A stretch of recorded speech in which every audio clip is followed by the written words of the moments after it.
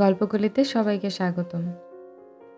গল্পকলিতে আজ আপনারা শুনবেন বেলা ফুরাবার আগে বইটির দ্বিতীয় পর্ব।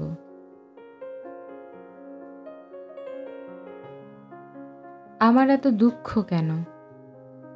মাঝে মাঝে ভীষণ কষ্ট লাগে। বুকের ভেতরে বাসা বাঁধে দুঃখের কালো মেঘ। অবিরাম বৃষ্টির ধারার মতো বিষণ্ণতা এসে আছড়ে পড়ে মনের উঠোনে।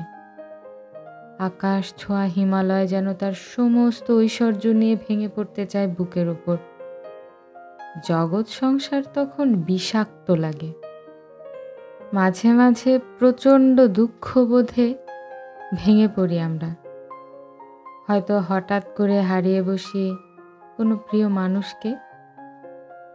খুব আশা করে থাকি এবারের পৌষের শীতে মায়ের হাতে বানানো ধোয়া ওঠা ভাপা পিঠা খাবো বলে, কিন্তু পৌষ আসার আগেই মা হয়তো দুনিয়ার পাট চুকিয়ে ওপারে পাড়ি জমিয়েছেন। অথবা আস্তে আস্তে করে জমানো টাকা, যে টাকা দিয়ে বাবাকে ঈদে উপহার দিয়ে চমকে দেব ভেবেছিলাম, ঈদ আসার আগেই হয়তো বাবা চলে গেছেন রবের সাক্ষাতে। এমনও হতে পারে ভালো বেতনের কোনো চাকরি হঠাৎ করেই চলে গেল। অথবা আমার এক বন্ধু আমার সমান যোগ্যতা নিয়ে জীবনে সাই সাই করে উন্নতি করছে, কিন্তু আমি কিছুই করতে পারছি না। আমার বন্ধু আমার সমান খাটাখাটুনি করে খুব ভালো রেজাল্ট করছে, কিন্তু আমি পারছি না। পারিবারিক অথবা দাম্পত্য জীবনটাও খুব একটা ভালো যাচ্ছে না। ব্যবসায় লোকসান হচ্ছে, খেতে নষ্ট হচ্ছে ফসল, উর্বরতা হারাচ্ছে আবাদি জমি, মরে যাচ্ছে গবাদি পশু, বন্যায় ভেসে গেছে একমাত্র আশ্রয়, অগ্নিকাণ্ডে পুড়ে ছাই হয়ে গেছে তিলে তিলে জমানো সম্পদ। মাথার ওপর বেড়েই চলেছে ঋণের বোঝা। আবার এমনও হতে পারে কাছের মানুষগুলো আস্তে আস্তে দূরে সরে যাচ্ছে। সবচেয়ে প্রিয় বন্ধুটিও আজ আর ফিরে তাকাচ্ছে না। বাড়ছে দূরত্ব, ভেঙে যাচ্ছে সম্পর্কের বন্ধন। এমন নানান রকম জীবন সমস্যার মুখোমুখি কম বেশি আমরা সকলেই হয়ে থাকি। আমরা ভেঙে পড়ি, ভেতরে ভেতরে গুড়িয়ে যাই, আশাহত হই, বিষণ্ণতার বিষ বাষ্পে ছেয়ে যায় আমাদের হৃদয়কোণ। কিন্তু আমাদের সাথে কেন এমনটা হয়? আমরা সকলেই পরীক্ষা শব্দটির সঙ্গে পরিচিত। স্কুল, কলেজ ও ইউনিভার্সিটিগুলোতে আমরা পরীক্ষা দিই। পরীক্ষায় পাশের জন্য আমরা দিন রাত পড়াশোনা করি, নোট করি, নিয়মিত ক্লাস করি। দুনিয়ার জীবনটাও আল্লাহর পক্ষ থেকে আমাদের জন্য ঠিক সেরকম একটা পরীক্ষা। আল্লাহ সুবহানাহু ওয়া তাআলা আমাদের এই দুনিয়াতে পাঠিয়েছেন পরীক্ষা করার জন্যই। আমরা তার অনুগত বান্দা কিনা তা যাচাইয়ের জন্য না। আল্লাহ সুবহানাহু ওয়া তাআলা অবশ্যই এই যাচাই বাছাইয়ের ফলাফলের উপর নির্ভরশীল নন। তিনি আলিমুল গায়েব, ভূত ভবিষ্যৎ সব কিছুই তিনি জানেন। তিনি জানেন আমাদের মধ্যে কে কে তার অনুগত আর কে কে তার অবাধ্য। চাইলেই তিনি আমাদের দুনিয়াতে না পাঠিয়ে সরাসরি আমাদের রূহ তথা আত্মাগুলোকে হয় জান্নাতে আর না হয় জাহান্নামে দিয়ে দিতে পারতেন। কিন্তু তিনি এমনটি করেননি, কারণ তিনি আমাদের কোনো প্রশ্ন করার সুযোগ দিতে চাননি। কীরকম প্রশ্ন?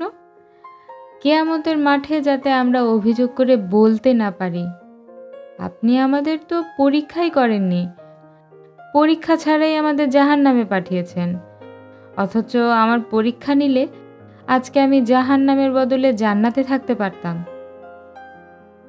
দুনিয়াকে আল্লাহ তাআলা বানিয়েছেন বিশাল একটি পরীক্ষা কেন্দ্র। আল্লাহ সুবহানাহু ওয়া তাআলা কুরআনে বলেছেন, আমি অবশ্যই তোমাদের পরীক্ষা করব ভয়, ক্ষুধা এবং তোমাদের জানমাল ও ফসলাদির ক্ষয়ক্ষতির মাধ্যমে, আর ধৈর্যশীলদের সুসংবাদ দিন। আল্লাহ সুবহানাহু তাআলা আমাদের পরীক্ষা করবেন ভয়ভীতি দিয়ে। কখনো কি এমন হয়েছে যে আপনি বাসে করে কোথাও যাচ্ছেন এবং সেই বাসটা হঠাৎ করে দুর্ঘটনার কবলে পড়ল? সেই দুর্ঘটনায় মারা গেছে আপনার পাশের যাত্রীটা, কিন্তু আপনার তেমন কোনো ক্ষতিই হয়নি।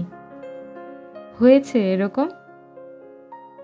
দূরের যাত্রার বিরক্তি কাটাতে একটু আগেও দুজনে পাশাপাশি দিব্যি খোশ গল্প করছিলেন, কিন্তু কয়েক মিনিটের ব্যবধানেই আপনার পাশের সেই সহযাত্রী এখন মৃত, আর আপনি জীবিত রয়ে গেলেন।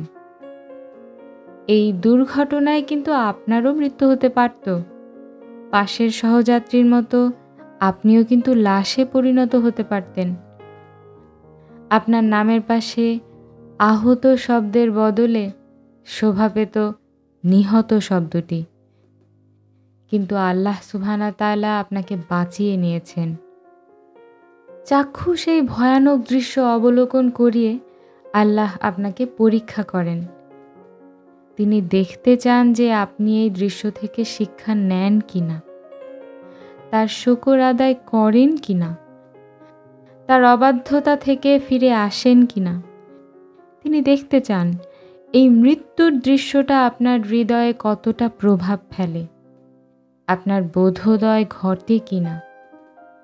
এরকম বিভীষিকাময় দৃশ্য দেখে আপনি মৃত্যু ভয়ে কাতর হয়ে পড়েন কিনা, সেটাই হলো আপনার জন্য পরীক্ষা। জীবনে এমন আরও বহু ঘটনার সাক্ষী আপনি হতে পারেন।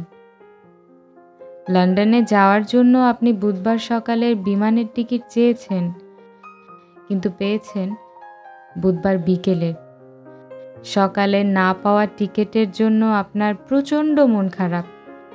হতে পারে সকালের টিকিট না পাওয়ায় লন্ডনে কোনো একটা পার্টিতে আপনি অংশগ্রহণ করতে পারবেন না। হতে পারে ম্যানচেস্টার শহরে কোনো এক মনোজ্ঞ অনুষ্ঠান আপনি মিস করবেন। অস্বাভাবিক নয়, কিন্তু সকালের টিকিট না পাওয়াতে একরাশ দুঃখ আর মন খারাপ নিয়ে টিভি খুলে যখন দেখতে পেলেন লন্ডনের উদ্দেশ্যে যাত্রা করা সকালের নির্ধারিত সেই ফ্লাইট ক্র্যাশ করেছে এবং নিহত হয়েছে বিমানের সকল যাত্রী, তখন কেমন লাগবে বলুন তো? মিস হয়ে যাওয়া ম্যানচেস্টারের ওই মনোজ্ঞ অনুষ্ঠান কি আপনার প্রাণের চেয়েও মূল্যবান? সকালের ফ্লাইট মিস হয়ে যাওয়ায় আপনার কি তখনও মন খারাপ থাকবে, আফসোস হবে? মানুষের একটা বৈশিষ্ট্য হলো সে নিজেকে সব সময় নির্ভুলতার আসনে দেখতে পছন্দ করে। সে মনে করে তার জীবনের সব ভালো মন্দ ঠিক বেঠিক বোঝার ব্যাপারে সেই যথেষ্ট। নিজের জন্য পছন্দ করা জিনিসটা কিভাবে তার জন্য হুমকি স্বরূপ হতে পারে সেটা মানুষ ভাবতেও পারে না। আবার এটাও মানুষ কল্পনা করতে পারে না যে যেটা সে অপছন্দ করে সেটা কিভাবে তার জন্য জীবনের টার্নিং পয়েন্ট হয়ে উঠতে পারে। মানুষ এটা কখনোই বুঝতে পারবে না। এটা জানেন কেবল আল্লাহ সুবহানাহু তাআলা, কারণ তিনি অতীত, বর্তমান, ভবিষ্যতের ব্যাপারে জ্ঞান রাখেন। এজন্যই তিনি বলেছেন, হয়তো তোমরা যা অপছন্দ করো তাই তোমাদের জন্য কল্যাণকর, আর তোমরা যা পছন্দ করো সেটা হতে পারে অকল্যাণকর। বস্তুত আল্লাহ জানেন, কিন্তু তোমরা জানো না। আল্লাহ সুবহানাহু তাআলা দেখতে চান এরকম নিশ্চিত মৃত্যুর হাত থেকে আপনাকে বাঁচানোর পরেও আপনি পরের বার ম্যানচেস্টার শহরের মদের বারে যান কিনা। তিনি দেখতে চান রাত হলেই আপনি তার অবাধ্যতায় গা ভাসিয়ে কোনো নাইট ক্লাবে গিয়ে ফুর্তিতে মেতে ওঠেন কিনা। এই যে নিশ্চিত মৃত্যুর হাত থেকে বাঁচিয়ে আপনার মধ্যে একটা ভয় ধরিয়ে দেয়া, সেটাই আল্লাহর পরীক্ষা। তিনি দেখতে চান এই ভয় আপনাকে কোন দিকে নিয়ে যায়, আল্লাহর পথে না শয়তানের রাস্তায়। আল্লাহ তাআলা পরীক্ষা করবেন ক্ষুধা অনাহারের মাধ্যমে। এই উদাহরণের যথার্থতা উপলব্ধি করার জন্য রাস্তার একজন ভিক্ষুকের দিকে তাকান, অথবা সেই অভাবী লোকটার দিকে যে অপলক দৃষ্টিতে আপনার বার্গার খাওয়ার দৃশ্যটি অবলোকন করে। খুব বেশি দূরেও যেতে হবে না। মায়ানমার থেকে আসা লক্ষ লক্ষ শরণার্থীদের কথা ভাবুন তো।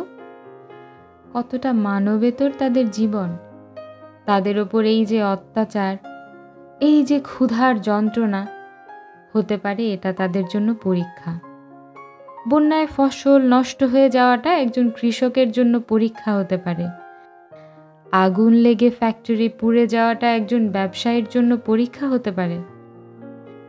মা, বাবা, স্ত্রী, সন্তান কিংবা কাছের কেউ মারা যাওয়া সহ নানানভাবে আল্লাহ সুবহানাহু ওয়া তাআলা আমাদের পরীক্ষা করতে পারেন। রোগ, শোক, জরা, ক্লিষ্টতা ইত্যাদি হতে পারে আল্লাহর পক্ষ থেকে বান্দার জন্য পরীক্ষা স্বরূপ। ছোটবেলায় হাটে গেলে ঢুঁ মেরে আসতাম কামারের দোকানে। দেখতাম লোহাকে কিভাবে কড়া আগুনে পুড়িয়ে পিটানো হতো। ভয় পেতাম। মনে হতো এই লোহাগুলোকে যেভাবে পোড়ানো হচ্ছে এগুলো তো ছাই হয়ে যাবে। আস্তে আস্তে বুঝলাম যে লোহাকে এভাবে পোড়ালে আসলে ছাই হয় না, বরং লোহা আরও মজবুত এবং ব্যবহার উপযোগী হয়ে ওঠে। আগুনের পোড়ানো ধর্ম আর লোহার বস্তু ধর্ম মাথায় নিয়ে আগুন এবং লোহার মধ্যকার এই যোগসূত্র বুঝতে আমার অনেক দিন লেগেছিল। পরীক্ষা হিসেবে জীবনের এই যে নানামুখী সমস্যা ও সংকট, এগুলো হলো আগুনের মতো, আর বান্দাকে তুলনা করা যায় লোহার সাথে। আগুন আর লোহার সম্পর্ক যেমন পুড়িয়ে নিঃশেষ বা ধ্বংস করে ফেলা নয়, বরং সুন্দর ও উপকারী কিছু তৈরি করা। আল্লাহর পক্ষ থেকে আসা এই পরীক্ষাগুলো বান্দার জন্য খারাপ কিছু নয়, বরঞ্চ বান্দাকে পরিশুদ্ধ করে তোলাই আল্লাহর ইচ্ছা। আল্লাহ তার প্রিয় বান্দাদেরই বেশি পরীক্ষা করেন। আল্লাহ যদি চান যে তার কোনো বান্দা শুদ্ধ আর শুভ্রতার স্পর্শে পবিত্র হয়ে উঠুক, তখন তিনি সেই বান্দার বেশি বেশি পরীক্ষা নেন। নবী রাসূলদের জীবনের দিকে তাকালেই আমরা এর সত্যতা দেখতে পাই। সম্ভবত আল্লাহ তাআলা এমন কোনো নবী রাসূল দুনিয়ায় প্রেরণ করেননি যাকে কঠিন পরীক্ষার ভেতর দিয়ে যেতে হয়নি। শিশু মুসা আলাইহিস সালামকে তো শত্রুর ভয়ে বাক্সে ভরে দরিয়ায় নিক্ষেপ করতে হয়েছিল। বড় হয়ে ওঠার পরেও কি তাকে কম পরীক্ষার মধ্য দিয়ে যেতে হয়েছে? ফিরআউনের মুখোমুখি হওয়া থেকে শুরু করে গভীর সংকট মাথায় নিয়ে লোহিত সাগর পাড়ি হওয়া, কতই না সংকটাপন্ন মুহূর্ত ছিল সেগুলো। নবী আইয়ুব আলাইহিস সালাম শেষ বয়সে এসে আল্লাহর পরীক্ষার মুখোমুখি হয়ে গেলেন। দুরারোগ্য ব্যাধিতে আক্রান্ত হয়ে একে একে হারাতে লাগলেন ধন সম্পদ, জমি জমা সব কিছু। এমনকি নিজের ছেলে মেয়ে, আত্মীয় স্বজন সকলেই তার এই দুরবস্থা দেখে তার কাছ থেকে দূরে সরে গিয়েছিল। তাকে ছেড়ে যায়নি কেবল তার পুণ্যবতী স্ত্রী। চিন্তা করুন, আপনার ভীষণ বিপদের সময়ে, ঘোরতর সংকটে আপনার সবচেয়ে প্রিয় মানুষগুলো যদি আপনাকে ছেড়ে চলে যায়, কেমন লাগবে আপনার? এজন্যেই দুনিয়ার সম্পর্কগুলোতে এমনভাবে জড়াতে নেই যা আখিরাতকে ভুলিয়ে দেয়। দুনিয়াবি সম্পর্কের মোহে যদি আপনি আখিরাতকে কম গুরুত্ব দেন, তাহলে আপনার বিপদের দিনে যখন এই সম্পর্কগুলো ধীরে ধীরে দূরে সরে যাবে, তখন এই দুনিয়াটাই আপনার কাছে বিস্বাদ লাগবে, আত্মহত্যা করতে মন চাইবে। এরকম পরীক্ষার সম্মুখীন হয়েছেন ইব্রাহিম আলাইহিস সালাম। অগ্নিকুণ্ডে নিক্ষেপ করা হয়েছিল তাকে। নূহ আলাইহিস সালামের উপরে তার কওমের অত্যাচার এবং অবাধ্যতার মাত্রা এতই ভয়াবহ হয়ে উঠেছিল যে তাদের হাত থেকে নূহ আলাইহিস সালামকে বাঁচানোর জন্য পুরো কওমকেই আল্লাহ তাআলা বন্যার পানিতে তলিয়ে দিয়েছিলেন। ইউসুফ আলাইহিস সালামের জীবনের দিকেই তাকান। খুব ছোটবেলায় ভাইয়েরা শত্রুতা করে তাকে কূপে নিক্ষেপ করে। এরপর মিশরের রাজার কাছে গিয়েও বারে বারে পরীক্ষার সম্মুখীন হয়েছেন। কারাগারে পর্যন্ত নিক্ষিপ্ত হয়েছিলেন। শত্রুর হাত থেকে বাঁচাতে ঈসা আলাইহিস সালামকে তো আল্লাহ সুবহানাহু ওয়া তাআলা আসমানেই তুলে নিয়েছেন। আর সর্বশেষ নবী মুহাম্মদ সাল্লাল্লাহু আলাইহি ওয়াসাল্লাম, আল্লাহর কতই না উত্তম বান্দা আর রাসূল ছিলেন তিনি। জন্মের ঠিক আগেই বাবাকে হারিয়েছেন। দুনিয়াকে বুঝতে শেখার আগে হারিয়েছেন গর্ভধারিণী মাকে। যে প্রিয়তম চাচার কাছে আশ্রয় পেয়েছিলেন, একসময় তিনিও একা করে চলে যান। চোখের সামনে সন্তানদের মৃত্যু, প্রিয়তমা স্ত্রীর মৃত্যু, জীবনের চিত্রনাট্যে হারাবার আর বাকি থাকলই বাকি। দিনের দাওয়াত শুরু করার পরে তায়েফবাসীর নির্লজ্জ আঘাত, নিজ কওম ছাড়া, দেশ ছাড়া সহ এহেন অত্যাচার নেই যা তার উপরে আরোপ করা হয়নি। এই যে নবী রাসূলদের জীবনে আরোপিত সমস্যা, নেমে আসা বিপদ, নিপতিত হওয়ার সংকট, এসব কেন ছিল? তারা তো নিষ্পাপ ছিলেন। কোনো পাপ, কোনো অন্যায় তাদের স্পর্শ করতে পারত না। তারপরও কেন তাদের জীবন ছিল দুর্ভোগময়?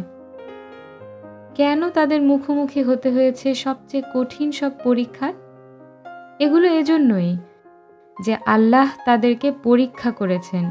বিপদের মুখে, সংকটের সামনে তারা আল্লাহর ওপর কতখানি ভরসা করেন, তাই ছিল দেখার বিষয়।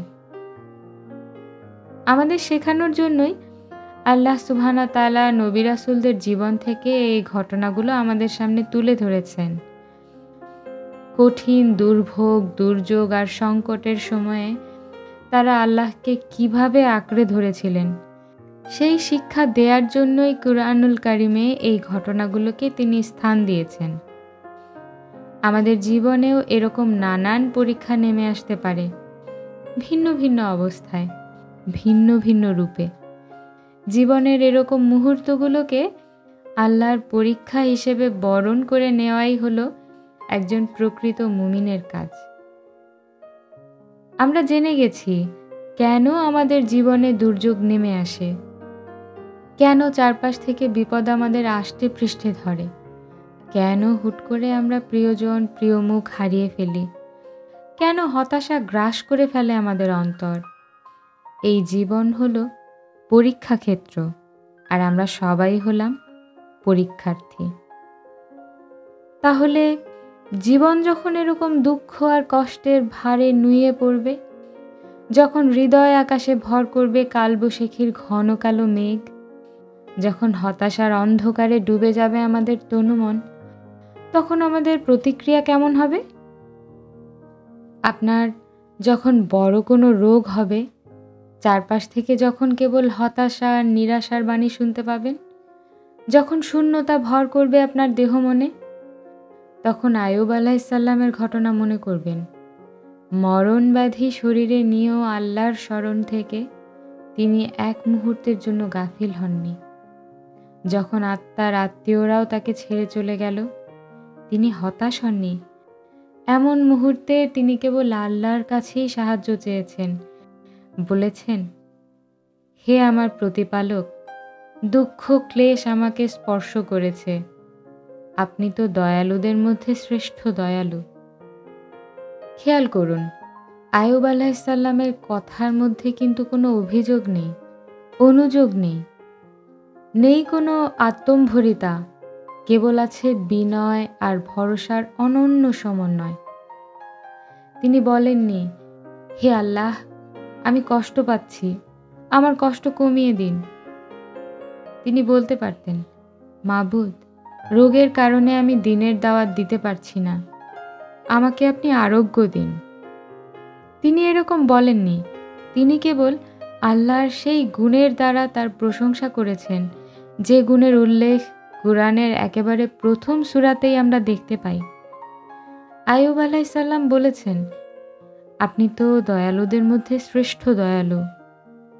আল্লাহর সিফাত তথা গুণের মধ্যে অন্যতম গুণ হল আল্লাহ হলেন সর্বশ্রেষ্ঠ দয়ালু। তার চাইতে বড় দয়ালু আসমান জমিনে আর কেউ নেই। সূরা ফাতিহার শুরুতেই আমরা এই ঘোষণা দিয়ে থাকি। আমরা বলি আর রহমানির রহিম, অর্থাৎ যিনি হলেন পরম করুণাময় আর অসীম দয়ালু। আইয়ুব আলাইহিস সালাম অভিযোগ না করে বরং আবদার করেছেন। একজন দাস তার মালিকের কাছে যে সুরে আবদার করে, যে সুরে অনুনয় বিনয় করে, নবী আইয়ুব আলাইহিস সালামও ঠিক একইভাবে তার মালিক আল্লাহ সুবহানাহু তাআলার কাছে আবদার করেছেন।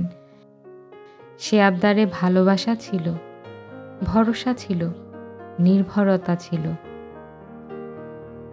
আইয়ুব আলাইহিস সালামের এই আকুল ফরিয়াদের পরে আল্লাহ সুবহানাহু তাআলা তার দোয়া কবুল করে নিলেন। তার দুঃখ মুছে দিলেন, রোগ সারিয়ে দিলেন। আল্লাহ বললেন, অতঃপর আমি তার আহ্বানে সাড়া দিলাম এবং তার সব দুঃখ কষ্ট দূর করে দিলাম। আলহামদুলিল্লাহ। সূরা আম্বিয়া আয়াত ৮৩। যে আল্লাহ আইয়ুব আলাইহিস সালামকে আরোগ্য দিয়েছেন, তিনি কি আপনাকেও আরোগ্য দিতে পারেন না? অবশ্যই পারেন। কেবল আপনার অন্তরটাকে আইয়ুব আলাইহিস সালামের অন্তরের মতন পরিশুদ্ধ করার চেষ্টা করুন। আপনার অন্তরে আল্লাহর প্রতি ওই নির্ভরতা রাখুন, যে নির্ভরতা আইয়ুব আলাইহিস সালামের অন্তরে ছিল। এরপর আল্লাহর কাছে আকুল ফরিয়াদ করুন। মন খুলে আপনার কথা আপনার রবকে শোনান। বড় কোনো বিপদে পড়ে গেলে একদম হতাশ হবেন না, ভেঙে পড়বেন না। আপনার উপর আরোপিত বিপদ নিশ্চয়ই ইউনুস আলাইহিস সালামের বিপদের চেয়ে গুরুতর নয়। স্মরণ করুন ইউনুস আলাইহিস সালামের কথা। সমুদ্রের মাছ যখন তাকে গিলে ফেলল, কেমন সংকটাপন্ন ছিল সেই মুহূর্তগুলো। চারদিকে কেবল অন্ধকার আর অন্ধকার। একটা ড্রামের ভেতরে চাপা পড়লেই যেখানে আমাদের দম বন্ধ হয়ে আসবে, সেখানে একটা মাছের পেটে তিনি বেঁচে থাকলেন কিভাবে? কে তাকে বাঁচিয়ে রাখলেন? আল্লাহ ছাড়া কার ক্ষমতা আছে মাছের পেটে নবী ইউনুস আলাইহিস সালামের জন্য অক্সিজেন পাঠাবে? আপনি কি জানেন এরকম বিপদে পড়ে নবী ইউনুস আলাইহিস সালাম কেমন প্রতিক্রিয়া দেখিয়েছিলেন? তিনি কি হতাশ হয়ে পড়েছিলেন? ভেঙে পড়েছিলেন? নিশ্চিত মৃত্যু জেনে হাত পা গুটিয়ে বসেছিলেন? তিনি কি আল্লাহকে বলেছেন, আল্লাহ, আমাকে তো নবী হিসেবে পাঠিয়েছেন আপনি, আমি তো আপনারই কাজ করি, তাহলে আমার উপর কেন এই বিপদ নেমে এলো? কেন এত কঠিন শাস্তি আমার জন্য? না, তার প্রতিক্রিয়া এরকম ছিল না। মাছের পেটে বন্দী হওয়ার পরেও তিনি এক মুহূর্তের জন্য আল্লাহর ওপর থেকে ভরসা হারাননি, ভেঙে পড়েননি, আশা ছেড়ে দেননি। তিনি খুব সুন্দর পন্থায় আল্লাহর ওপর ভরসা করেছিলেন। মাছের পেটে বন্দী হওয়ার পরে তিনি যে দোয়াটি পড়েছিলেন, সেটাকে আল্লাহ তাআলা কুরআনে স্থান দিয়েছেন। সেই দোয়া কমবেশি আমরা সকলেই জানি। লা ইলাহা ইল্লা আনতা সুবহানাকা ইন্নী কুনতু মিনাজ জালিমিন। বেশ অদ্ভুত রকম সুন্দর এই দোয়াটি। সাধারণত বিপদে পড়লে আমরা খুব ঘাবড়ে যাই, নার্ভাস হয়ে পড়ি, হৃদস্পন্দন বেড়ে যায়, দুশ্চিন্তায় ভেঙে পড়ি। অথচ ইউনুস আলাইহিস সালামের বিপদের তুলনায় আমাদের বিপদ তো কিছুই না। সমুদ্রের রাক্ষস মাছের পেটের ভেতরে চলে যাওয়ার মতন সংকট পৃথিবীতে আর কি হতে পারে? এমন অবস্থায় পতিত হয়েও আল্লাহর নবী ইউনুস আলাইহিস সালাম যে ধৈর্য আর ঈমানের প্রমাণ দিয়েছেন, তা অবিশ্বাস্য। এরকম ঘোরতর বিপদের সময়ও তিনি একত্ববাদের আহ্বান ভুলে যাননি। তিনি বলেছেন, লা ইলাহা ইল্লা আনতা, আপনি ছাড়া কোনো সত্য উপাস্য নেই। কঠিন বিপদ, চারদিকে ঘন কালো অন্ধকার, কোথাও আলোর লেশমাত্র নেই। এমন অবস্থাতেও তিনি বলেছেন, ওগো মাবুদ, তুমি ছাড়া আর কোনো উপাস্য নেই যে আমাকে এই বিপদ থেকে বাঁচাতে পারে। কারো ক্ষমতা নেই আমাকে এখান থেকে বাঁচিয়ে নেয়ার। দোয়ার মধ্যে এই কথাটা বলে শুরুতেই তিনি ঈমানের সবচেয়ে গুরুত্বপূর্ণ স্বীকৃতিটাই প্রদান করেছেন। জগতের সকল অসত্য মাবুদ, অসত্য ইলাহর কাছ থেকে নিজেকে মুক্ত করে আল্লাহ সুবহানাহু তাআলার কাছে নিজেকে সঁপে দিয়েছেন। এই ঘোষণার পরে তিনি বলেছেন, সুবহানাকা, অর্থাৎ আপনি পবিত্র। কি চমৎকার কথা! নিকষ কালো অন্ধকারের মধ্যে নিজের হাত নিজে দেখতে পাচ্ছেন না, মৃত্যু একেবারে সন্নিকটে।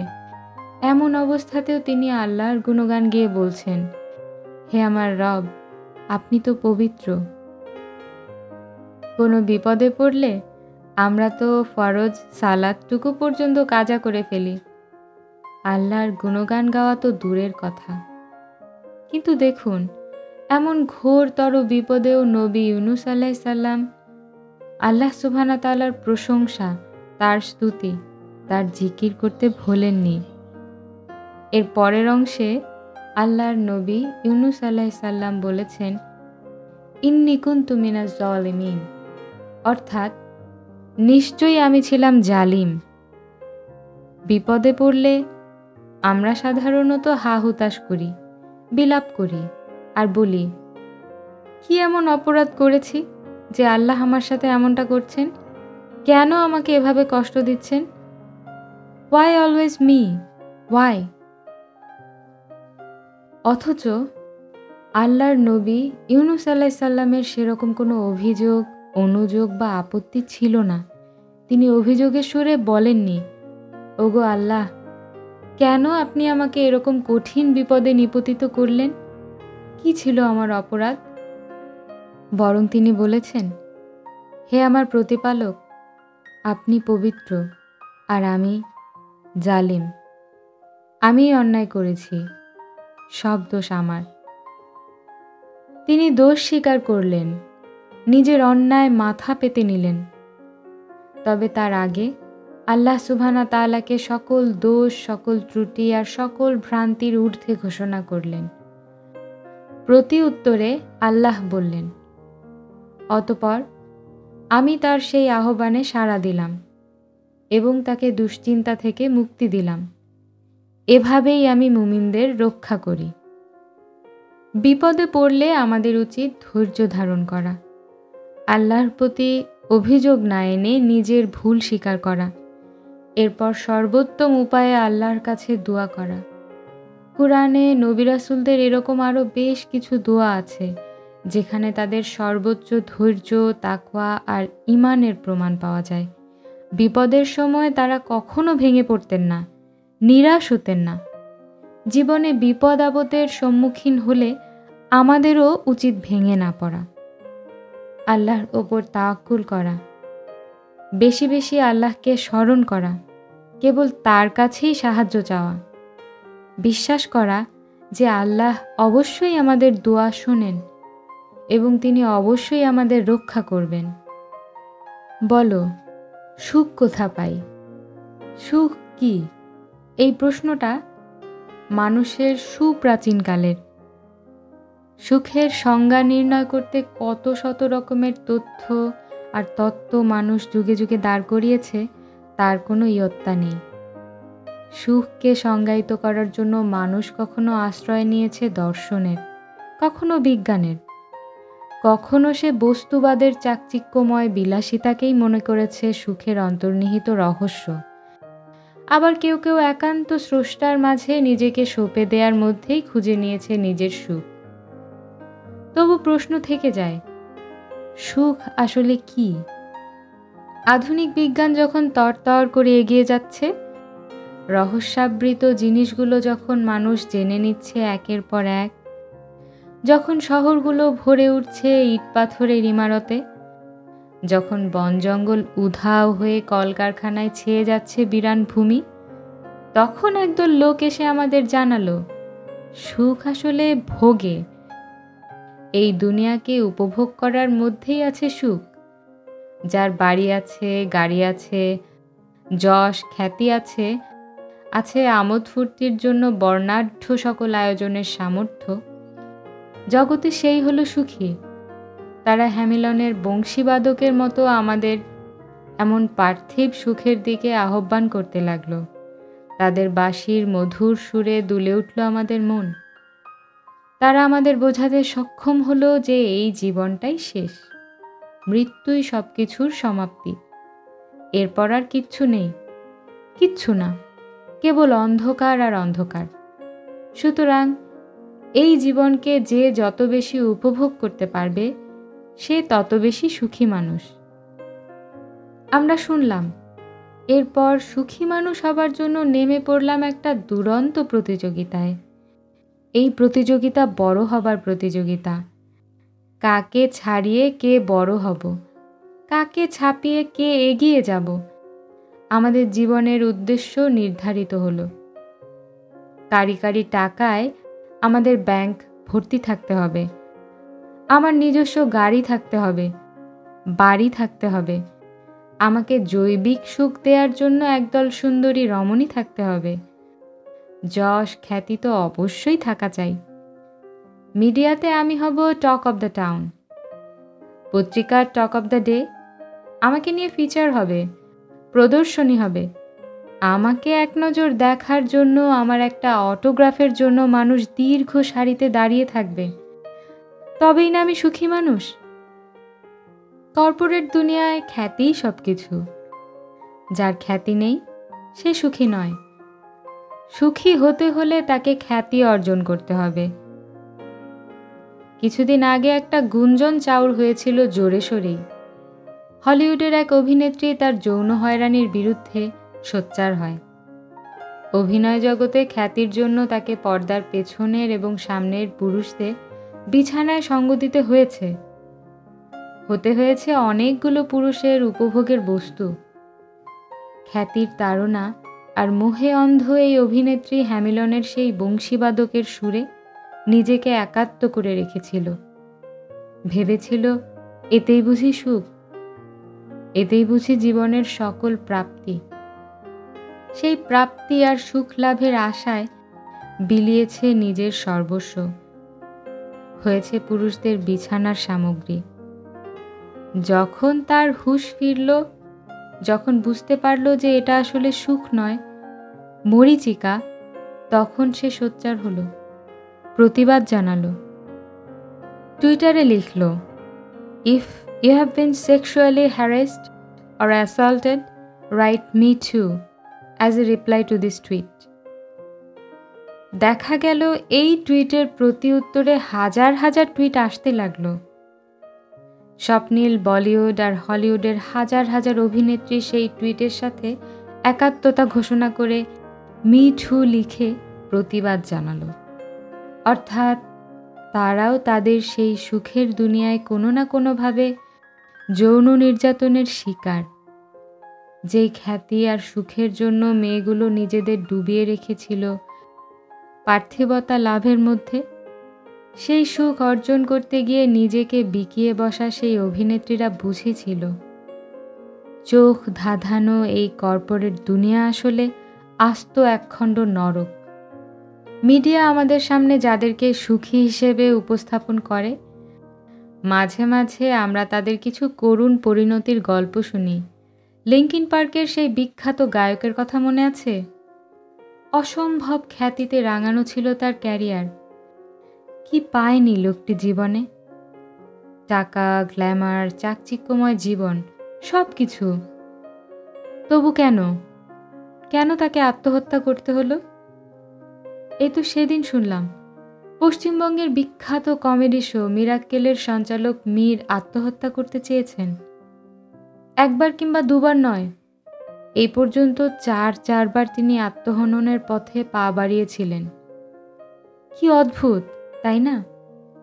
বস্তুবাদী দুনিয়া আমাদের যা দিয়ে সুখী করতে চায়, যা লাভে সুখী হতে বলে, তার সবটাই তো এদের আছে। তবু এরা কেন যেন সুখী নয়। এদের জীবনের কোথাও যেন অসুখী হবার ভীষণ অসুখ। কয়েকদিন আগে বলিউডের এক উঠতি নায়িকার ঘটনায় মুখর ছিল সোশ্যাল মিডিয়া। অভিনয় জীবনের শুরুতেই তাক লাগিয়ে দেয়া এই নায়িকা জানিয়েছেন তিনি ভালো নেই। তার খ্যাতি, বিত্ত, বৈভব কিংবা কর্পোরেট মুগ্ধতার কোনো অভাব নেই, তবু কোথাও যেন তিনি শান্তি খুঁজে পাচ্ছেন না। সবকিছু থেকেও তার যেন মনে হয় কোথাও আসলে কিচ্ছু নেই। লিঙ্কিন পার্কের সেই গায়ক, মিরাক্কেলের মীর, কিংবা নিজেকে বিলিয়ে দিয়ে খ্যাতি লাভ করা সেই নায়িকা, তারা কি আদৌ সুখী? আদৌ কি তারা তৃপ্ত, সন্তুষ্ট? আদতে সুখের মূল হচ্ছে সন্তুষ্টি, পরিতৃপ্তি। আপনি যখন কোনো কিছু পেয়ে সন্তুষ্ট হবেন না, তৃপ্ত হবেন না, তখন আপনার মধ্যে এক ধরনের অস্থিরতা কাজ করবে। যা পেয়েছেন তার চেয়ে বেশি কিভাবে অর্জন করা যায়, সেই নেশা আপনাকে সর্বদা তাড়িয়ে বেড়াবে। আপনি ঘুমের মধ্যেও অস্থির থাকবেন। ঘুম ভাঙলেই আপনার খ্যাতি আর অর্জনের পেছনে দৌড়াতে মন চাইবে। সুখ তাহলে কোথায়? শুধু টাকা আর খ্যাতি যদি সুখের নিয়ামক হতো, ফেসবুকের প্রতিষ্ঠাতা মার্ক জাকারবার্গ হতো পৃথিবীর সেরা 5 জন সুখী মানুষের একজন। সবচেয়ে কম বয়সে বিলিয়নিয়ার বনে যাওয়া মার্ক জাকারবার্গ কি আসলেই সুখী? তার রয়েছে অসম্ভব রকমের খ্যাতি আর বিত্ত, তবে তাতেই যে সে সন্তুষ্ট তা কিন্তু নয়। অন্য 8-10 জনের মতো বেশি অর্জনের আকাঙ্ক্ষা জেঁকে বসে আছে তার হৃদয় মনেও। এই আরও অর্জন, আরও পাওয়ার জন্য যা করা দরকার, এই লোকগুলো তার সবটাই করতে পারে। জাকারবার্গও করে। এই তো সেদিন জাকারবার্গকে মার্কিন আদালতের মুখোমুখি হতে হলো। তার বিরুদ্ধে অভিযোগ উঠেছে সে নাকি আমেরিকার গত নির্বাচনের সময় মার্কিন ইউজারদের তথ্য ফাঁস করেছে কোনো থার্ড পার্টির কাছে। এই কাজটার জন্য সে নিশ্চয়ই বিশাল অঙ্কের বান্ডল পেয়েছে, কিন্তু দিন শেষে কি মিলল ভাগ্যে? ভর্ৎসনা, আর মুখোমুখি হতে হচ্ছে বিচারের। এই যে লোভ, এই যে আরও পাওয়া, আরও বড় হওয়ার যে অসুস্থ প্রতিযোগিতা, এটা মানুষকে নৈতিকভাবে পঙ্গু করে দেয়। সে যখন লোভ আর লালসার মধ্যে ডুবে যায়, ভালো মন্দের তফাৎ নির্ণয় করা তার পক্ষে আর সহজ হয় না। কর্পোরেট দুনিয়ার কথিত সুখের পেছনে ছুটতে গিয়ে হতোদ্যম হয়ে যাওয়া মানুষের এরকম আরও অনেক গল্প আছে। এই গল্পগুলো থেকে শেখার বিষয় হলো এই: সুখ আসলে শারীরিক নয়, আত্মিক। আত্মার পরিতৃপ্তিই হলো সুখের কারণ।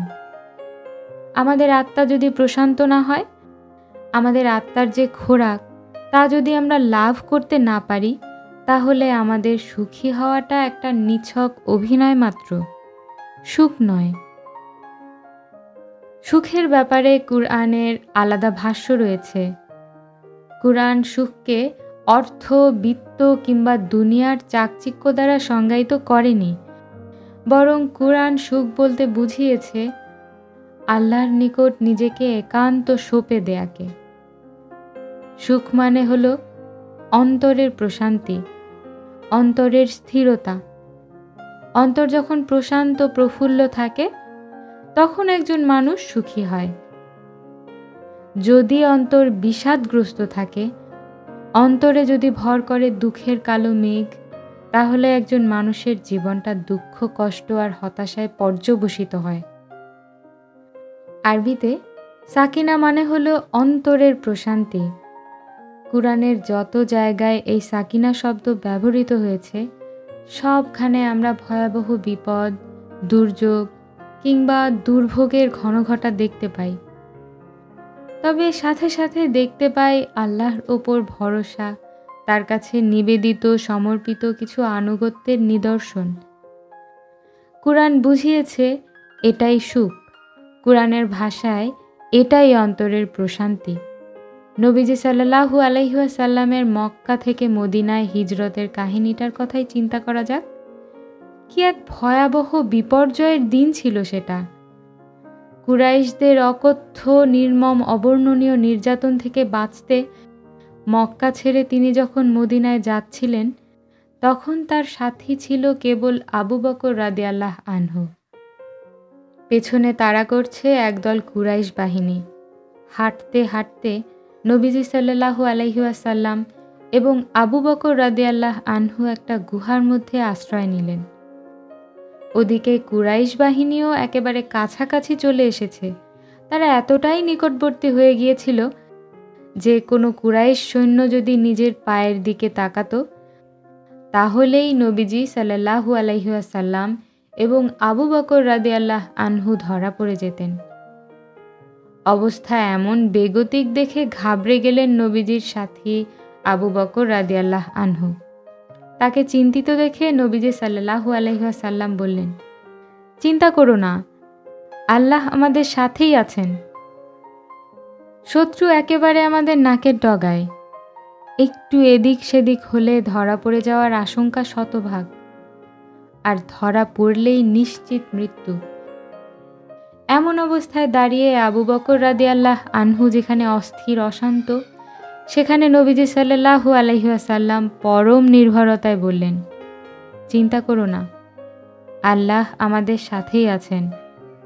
আল্লাহর ওপর এই যে নির্ভরতা, এই যে তাওয়াক্কুল, কুরআন এটাকেই সুখ, এটাকেই অন্তরের প্রশান্তি হিসেবে উল্লেখ করেছে।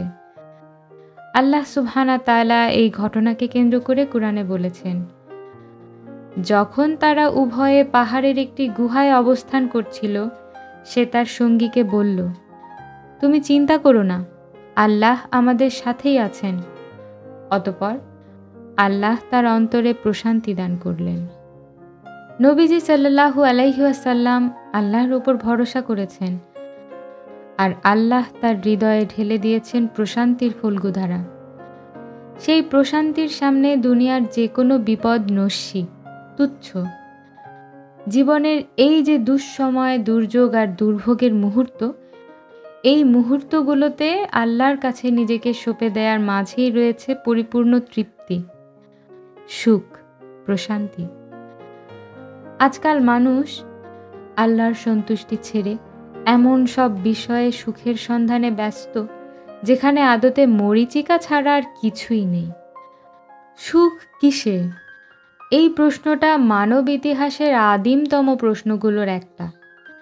মানুষ তার অস্তিত্বের শুরু থেকে এই প্রশ্নের পেছনে ছুটে চলেছে নিরন্তর। বহু বিজ্ঞানী, দার্শনিক, সমাজবিদ এই প্রশ্নের উত্তর দেওয়ার চেষ্টা করেছেন এবং করছেন, কিন্তু সবাই ঘুরে ফিরে আমাদের সেই বস্তুবাদী দুনিয়ার দিকেই ডেকে চলেন নিরন্তর। বস্তুবাদী দুনিয়ায় যদি সুখের আঁকড়া হবে, তবে কেন আমরা সেই দুনিয়ার করুণ আর্তচিৎকার শুনি প্রতিনিয়ত? কেন সেই দুনিয়া থেকে চাপা কান্নার স্বর আমাদের কানে এসে বাজে? কেন সেই দুনিয়ার সবচেয়ে সুখী মানুষগুলো বেছে নেয় আত্মহননের পথ? আগেই বলেছি, বস্তুবাদী দুনিয়ার চোখ ধাঁধানো এসব আয়োজনে সুখ নেই। এগুলো নিজের আত্মার সাথে প্রবঞ্চনা বই কিছু না। সুখের নাম করে নেহাত মরীচিকার পেছনে দৌড়ানো। সুখ আসলে কোথায়? এই প্রশ্নের সবচেয়ে স্পষ্ট, সবচেয়ে যৌক্তিক উত্তরটা এসেছে আল্লাহর রাসূল সাল্লাল্লাহু আলাইহি ওয়াসাল্লামের কাছ থেকে।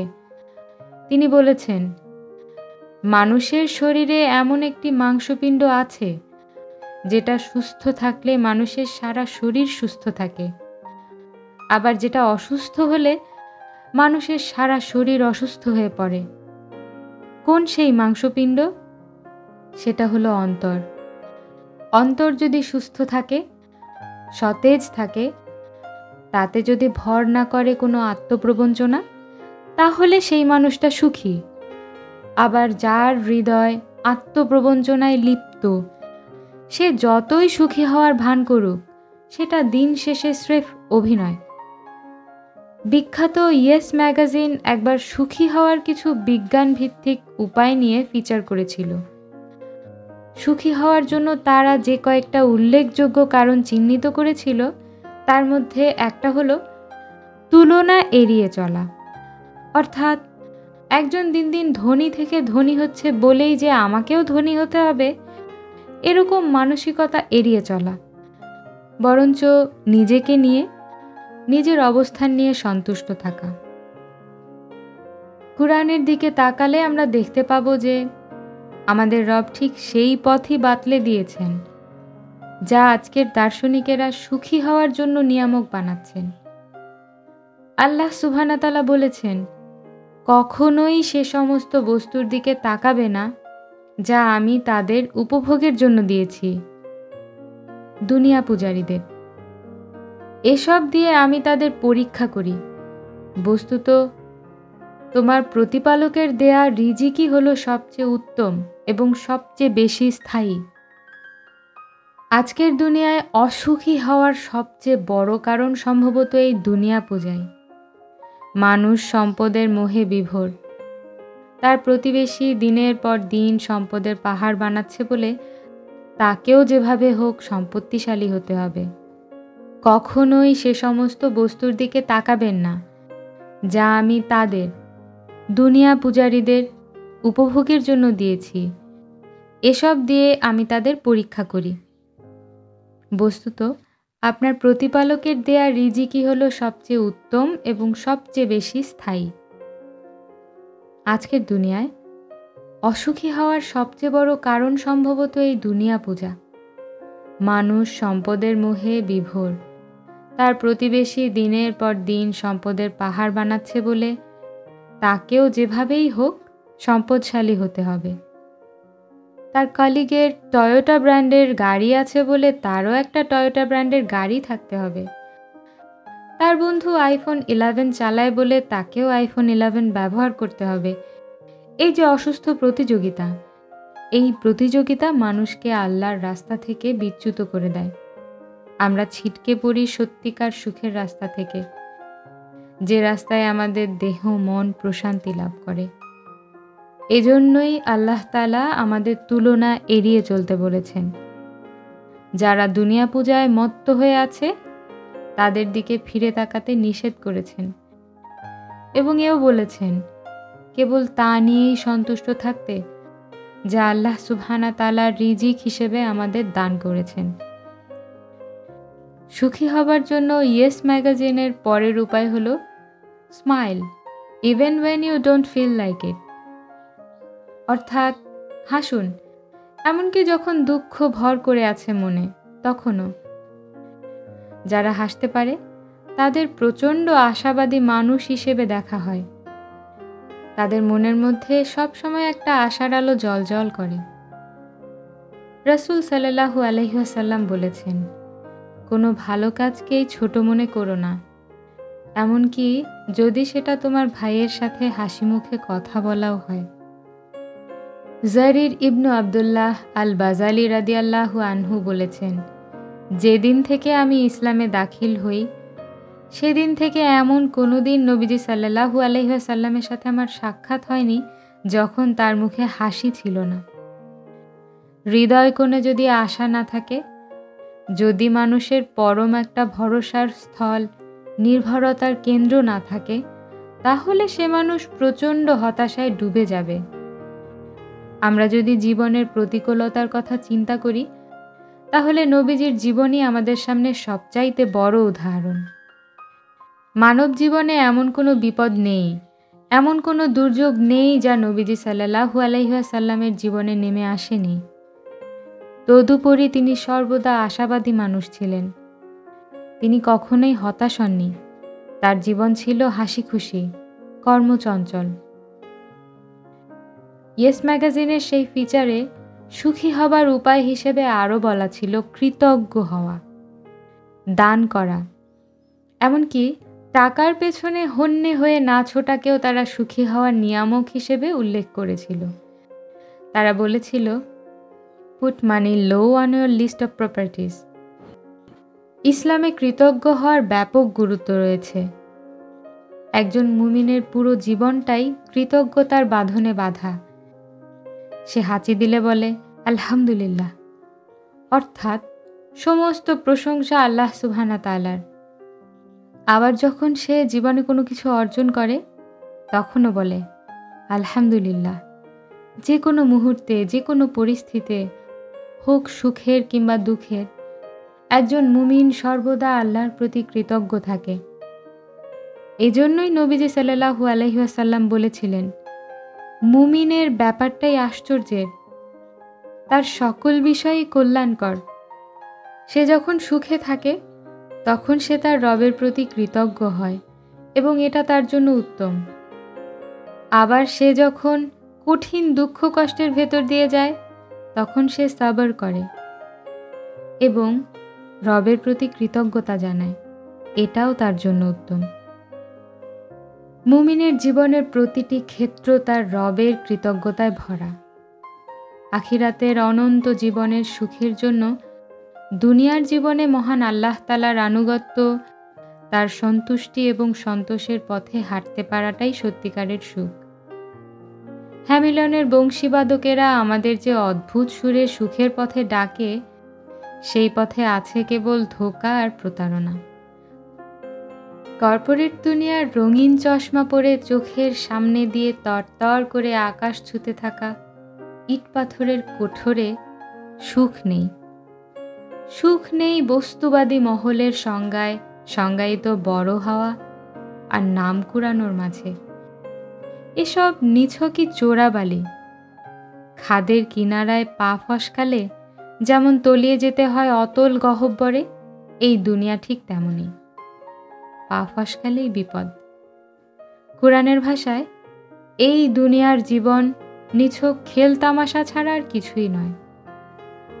আপনার রব জানাচ্ছেন, এই দুনিয়া হলো নিছক খেল তামাশার ক্ষেত্র, একটা ধোঁয়াশা, একটা কূপ, একটা ফাঁদ। এখানে যা সুখ বলে ধরা হয় তা আসলে মরীচিকা। সুখ তো নিহিত আছে স্রষ্টার আনুগত্যে। এই কঠিন এবং অপ্রিয় সত্য যারা বুঝেছে তারাই পেয়েছে সত্যিকার সুখের সন্ধান। সুখ তো কৃতজ্ঞতার অশ্রুতে, সুখ আছে আনুগত্যে মাথা নোয়ানোতে, সুখ আছে বান্দার নিরীহ আকুল ফরিয়াদে। আজ এ পর্যন্তই। সামনে আসছি বেলা ফুরাবার আগের পরবর্তী পর্ব নিয়ে। ততক্ষণ পর্যন্ত আপনারা সবাই সুস্থ থাকুন, ভালো থাকুন, গল্পগুলির সাথেই থাকুন। আর আমাদের গল্পগুলো আপনাদের ভালো লাগলে please like, subscribe and share.